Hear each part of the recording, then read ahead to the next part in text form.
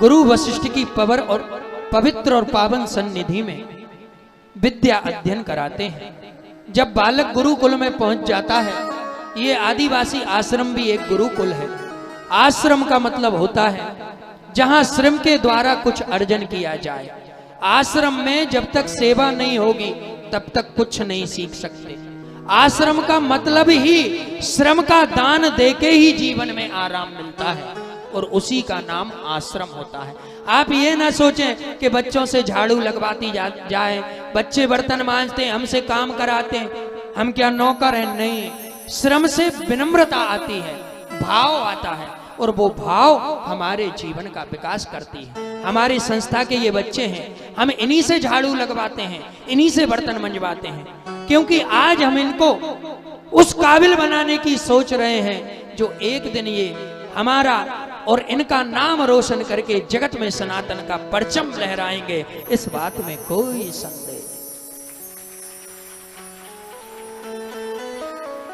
महाराज दशरथ ने जब गुरु वशिष्ठ से अपने पुत्र को विद्या का अर्जन कराया, संस्कार आए, विद्या आई, बुद्धि आई, आपस में भाई बंधुओं के साथ मिलजुल कर सब भोजन करते हैं। बार बार लड़ना, बार बार आपस में एक दूसरे को तंग करना, ये गंदी बात होती है।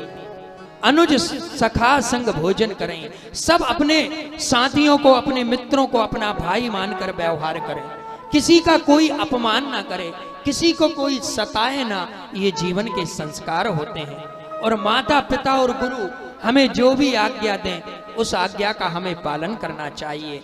ये स्वयं भगवान प्रभु श्री राम अपने जीवन में करते थे। और फिर क्या है, जहीं विधि सुखी होई पुरलोगा। जो इस प्रकार से अपना जीवन जीता है, मर्यादा का पालन करता है, फिर उसके जीवन में कभी दुख नहीं होते। और ये मानस जीना सिखाती है।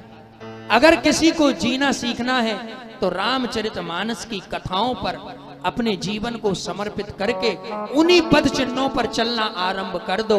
लोग एक दिन राम की तरह तुम्हें ना पूछ दें, जो मन में आए सो कहना, निश्चित तुम्हारा सम्मान हो। इस बात में कोई संदेह नहीं। रोज माता पिता को प्रणाम करो, उनका वंदन करो, यही हमें मानस सिखाती है।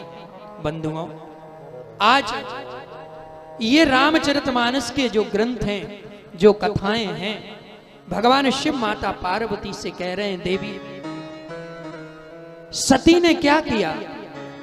पति वचनों की अवहेलना की, जीवन नष्ट हो गया। तुमने श्रवण किया, नारद के चरित्र को तुमने सुना, एक अभिमान आया तो जीवन खराब हो गया। बंधुओं, जब तक धन होगा ना तब तक तुम्हारे साथ 50 होंगे। बल के साथ लोग हो सकते हैं, धन के साथ लोग हो सकते हैं, ज्ञान के साथ लोग हो सकते हैं। एक समय ऐसा भी जीवन में आता है, कितना ही ज्ञानी क्यों ना हो, जब शरीर सुषुप्त अवस्था में, जरा अवस्था में पहुंच जाता है तो उसकी भी स्मरण शक्तियां कम होने लगती हैं। तो कभी कभी ज्ञान भी उसके बीच में बाधा बन जाता है। तो जीवन में प्रेम, जीवन में विनम्रता, जीवन में सदाचार को धारण करना अगर कोई सिखाता है तो वो हमारी रामचरितमानस सिखाती है। हमें निज धर्म पद चलना सिखाती रोज रामायण। तो ये रामायण रूपी ग्रंथ कथाओं को हम विगत 4 दिनों से श्रवण कर रहे हैं।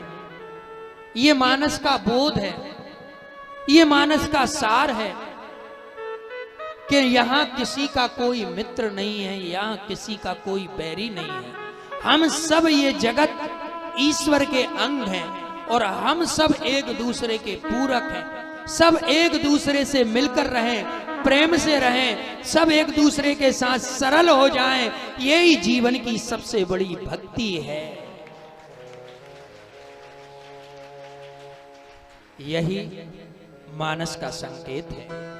आज कथा के उपसंहार में प्रवेश करते हुए, भगवान की दिव्यातम लीलाओं का वर्णन करते हुए हम प्रभु चरणों में इनको समर्पित करते हैं। आज पूज्य हिंगलाज पाठशाला के प्रधानाचार्य श्री पूज्य गुरुजी यहाँ विराजमान हैं। हमारे बचपन के गुरुजी श्री भदौरिया जी यहाँ उपस्थित हैं। मेरे बाड़ी के सभी परम आदरणीय विद्वज्जन जिनका मैंने सदैव आदर किया है और करूंगा, मेरी माताएं, मेरी बहनें, सभी लोग यहाँ उपस्थित हैं।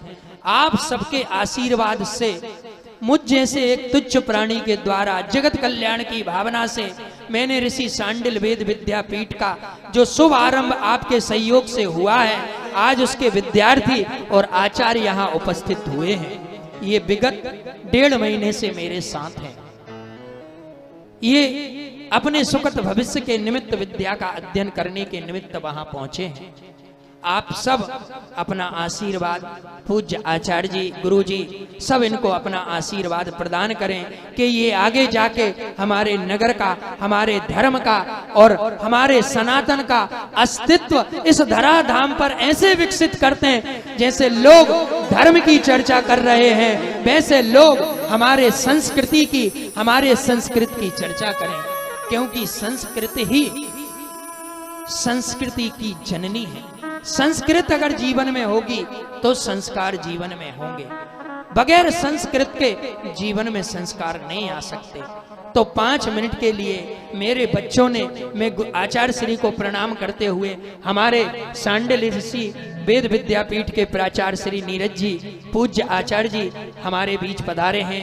मैं उनसे ये निवेदन करूंगा, आचार्य जी से आशीर्वाद ग्रहण कर, बच्चों से आशीर्वाद ग्रहण कराएं और जो आपने 1 महीने में 5 मंत्रों की शिक्षा दीक्षा ली है वो पूज्य गुरु जी के चरणों में समर्पित करते हुए इनसे अपने आशीष वचन प्रदान करें। वो अपने शिक्षा को यहाँ गुरु जी के चरणों में समर्पित करते हुए उनसे आशीर्वाद ग्रहण करें। बोली राघवेंद्र सरकार की जय।